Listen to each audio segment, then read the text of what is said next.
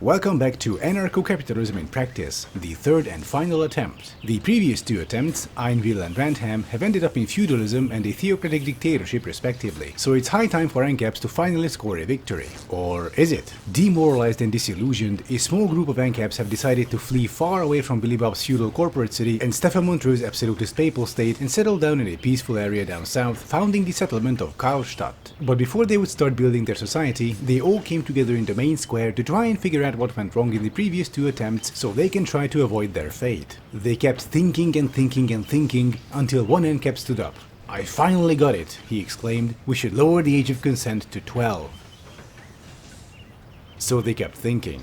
So the ANCAPs kept thinking, and in the end they came up with the following. Anarcho-capitalism is, at least in theory, anti-monopoly and anti-coercion. However, as they realized, the accumulation of wealth, instead of being a measure of success, is actually a direct path to a monopoly, which then results in unfair advantages on the market, which then results in coercion. You know, if a company grows big enough, it can use its disproportionate wealth and influence to strong-arm its competition out of the market before the latter would become a threat. In all negative scenarios, the common denominator is none other than currency, which despots can stockpile, thus form monopolies, thus exert coercion. They have to get rid of money. But how? An ANCAP society without money? Absurd. But then they came up with an idea. They will create a free market based on service contracts, where everyone's success depends on how many contracts they can fulfill. The contracts would cover everyone's needs, thus they'll be able to function based on supply and demand. And so the free market of Karlstadt was born, based on labor and contracts. Though it took some getting used to, people eventually got the hang of service contracts. Since Karlstadt was initially just a small village with maybe 100 inhabitants that had to be built from scratch, most service contracts pertain to basic work such as building houses and furniture, digging wells and latrines, and of course producing food. Payments were also rather basic in the form of food rations and very basic amenities that could be produced locally. Work went rather quickly, however, such as building houses and furniture, because most of everyone took part in them, performing subtasks under the guidance of a person with construction experience. Within a short time frame, everyone had shelter and basic food supply. Baseline utilities were also built out, such as basic water and sewage pipes and basic roads. Since the residents of Karlstadt were smart people, they realized that these utilities can produce a so-called natural monopoly. Many being refugees from Billy Bob's feudalist water dystopia, they knew very well where such a monopoly can lead. They concluded that in order to have a free and fair market where everyone starts out with more or less the same theoretical chances, basic utilities should not be owned by a single person. Rather, everyone in the community must be a shareholder, as those utilities are absolutely essential if anyone wants to do any meaningful business. The same applied to essential services such as law and order, fire protection and healthcare. The last thing they wanted was someone to own the village's only firefighter company and end up in a situation like Romans did with Marcus Linnæus Crassus, who, according to Wikipedia, took advantage of the fact that Rome had no fire department by creating his own brigade, 500 men strong, which rushed to burning buildings at the first cry of alarm. Upon arriving at the scene, however, firefighters did nothing while Crassus offered to buy the burning building from the distressed property owner at a miserable price. If the owner agreed to sell the property, his men would put out the fire. If the owner refused, then they would simply let the structure burn to the ground. So yes, essential services also had the same ownership structure, as in everyone was a shareholder in them, and everyone had to take part in running those services if they had the knowledge or the physical ability. So, you didn't have to be a professional firefighter, but you could run back and forth with buckets from a well to a burning building. That sort of thing. Housing was also included on the list of things not to be privatized.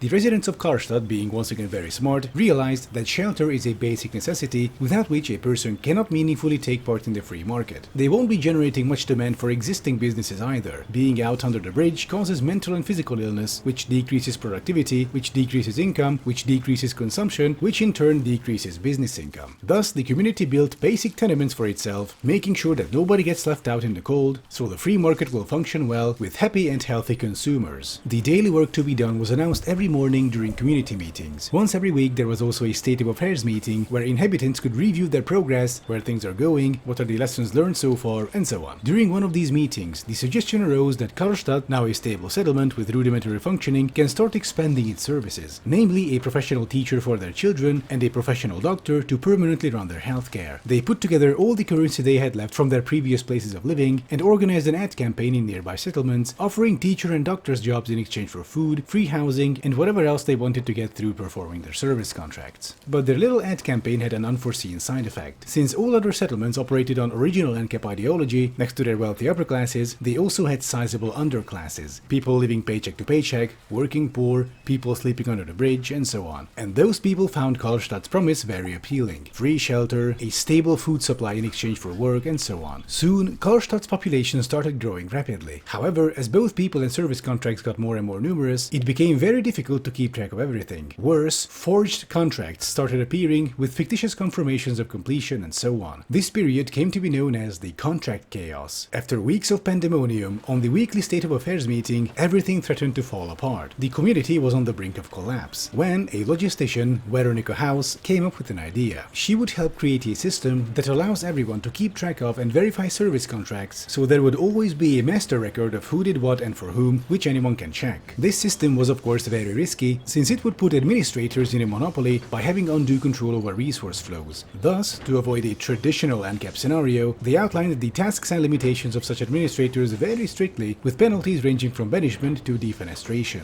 As an unintended benefit, this system could also be used to manage outside trade. Since it collects data about everyone's supply and demand, if Karlstadt needs materials from other settlements, they could now trade on more favorable terms by ordering in bulk, instead of each inhabitant having to individually trade for the materials needed from the outside. Thus began the second phase of Karlstadt, where residents created a foreign trade warehouse and the so-called Needs Assessment and Contract Supervision Center. The administrators put an end to the contract chaos and started effectively organizing service contracts, and with that the settlement's logistics. The administrators were employed much like teachers and doctors. Since they were employed through the warehouse, they also created a canteen for their food supply to make life easier for themselves. This warehouse administrator system worked relatively well. In the meantime, the village, now a proper town, was fully covered with public utilities. This was facilitated by specialists having direct and easy access to needed materials through the warehouse, instead of having to get them individually from different people from different parts of town. This gave people an idea. Since it worked so well with utilities, what if everything was done through the warehouse? On their next meeting, they agreed to trade for computer equipment and hired an IT professional who created Karlstadt's very own personalized demand and supply network, which sped up administration by an order of magnitude.